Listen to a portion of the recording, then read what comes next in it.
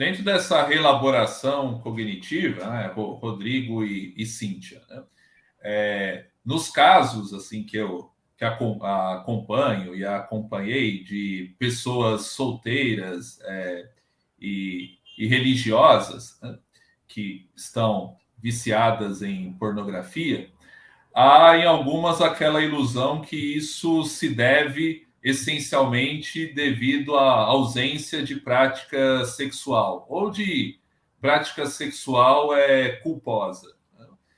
Então, aquela ilusão que leva, né, inclusive, muitos casamentos no meio cristão, evangélico e católico ao fracasso, né? Que vou casar para poder fazer sexo, vou casar para fazer sexo sem culpa, né? E aí se vê que não é sexo, não é uma simples questão de descarga, né? Não é uma simples questão de obtenção de prazer, né? Não é qualquer sexo que vai preencher, né? Não é qualquer sexo que vai satisfazer, né? E aí a gente encontra também, né, pessoas casadas que são dependentes do consumo de pornografia. Então, gostaria que vocês falassem um pouco também do vínculo da religião, né? Da religiosidade e pornografia, porque a gente vê muita gente, né, inclusive assim no consultório, que acredita que você vai resolver pornografia só com jejum, com oração, cantando louvores. O que eu mais vejo é aquela tríade, né? A pessoa ela busca práticas religiosas das mais assim efusivas, né? Oração, jejum, né? Esses eventos aí que favorecem experiências catárticas de cair, rodopiar, daí ela se sente carregada, se sente abastecida. Me libertei, me livrei. Daí passa o efeito do passe, daí vem novamente a excitação, daí ela transgride, depois ela se flagela, ela espia, ela vai tomar uma nova dose, e aí cai, passa, né, o efeito, ela fica novamente excitada, perturbada, daí muitas vezes antes dela consumir pornografia, ela já faz uma nova promessa para Deus, uma nova expiação.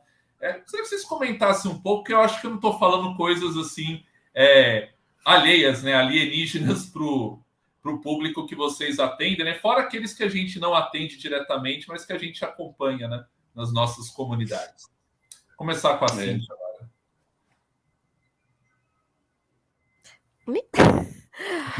Bom, olha, é realmente delicado isso, né? Até porque a gente lida com a importância das crenças na nossa vida, né? E se eu creio que fazendo tal rito religioso, uma oração, um jejum, ou aquilo outro, essa crença, ela não pode transgredir a crença médica, né? A gente tem que conversar. E como é difícil, às vezes, ter esse diálogo, porque para ver esse diálogo profissional, nós que estamos aqui do outro lado, a gente precisa entender o papel da crença da religiosidade daquela pessoa e colocar em diálogo com a nossa perspectiva, do que nós sabemos, né? Tanto neurobiologicamente, a gente está falando dos neurotransmissores, a gente está falando da compulsão, a gente está falando de um padrão de comportamento, e a gente tem que mostrar para ela, olha, já reparou que quando você fica em tal estado emocional, isso acaba sendo um gatilho para você procurar.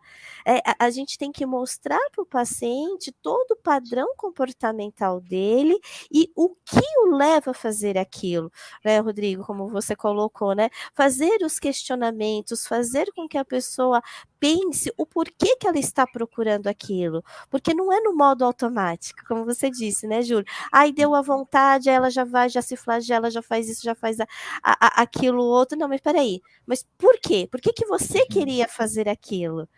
Né? Porque ao questionar, ela buscar ter esse autorreconhecimento, aí sim ela pode se apoiar na crença religiosa. Mas muitas vezes o que a gente vê, às vezes até um fanatismo, Júlio, da pessoa meio que ignorar o papel da ciência, né? E colocar tudo, não, eu sei que você está falando, não, mas Deus está comigo, não, vou fazer um jejum, vou fazer uma oração, e né, quem aí acompanha a gente, né, sabe que eu sou protestante e tudo mais, não estamos desmerecendo o poder de Deus, o divino, ou seja, qual a crença religiosa que a pessoa tem. Mas essa crença, ela tem que conversar com o que nós sabemos do corpo humano, da saúde.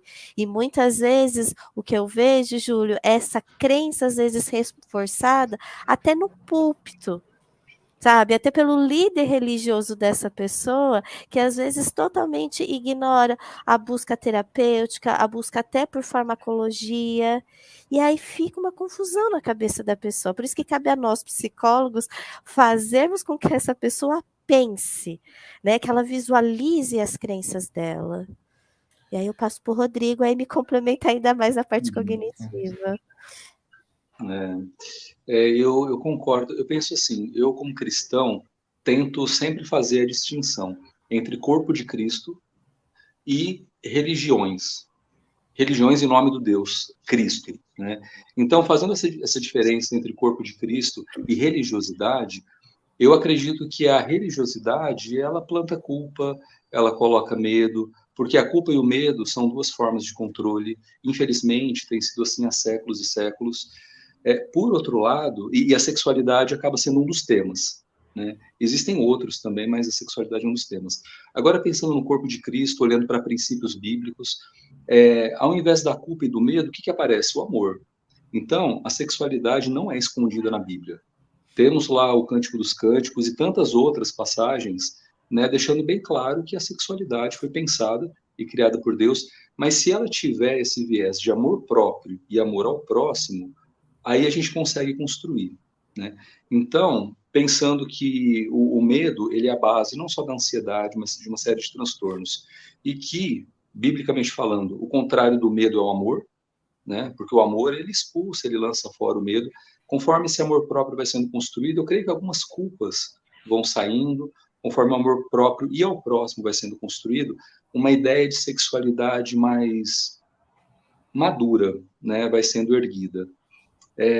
Então, eu acho que é super válido pensar qual é o papel da igreja, porque a igreja precisa fazer o que a Bíblia faz. A Bíblia fala no assunto, a Bíblia não esconde, né? Mas como religiosos, muitas vezes nós escondemos.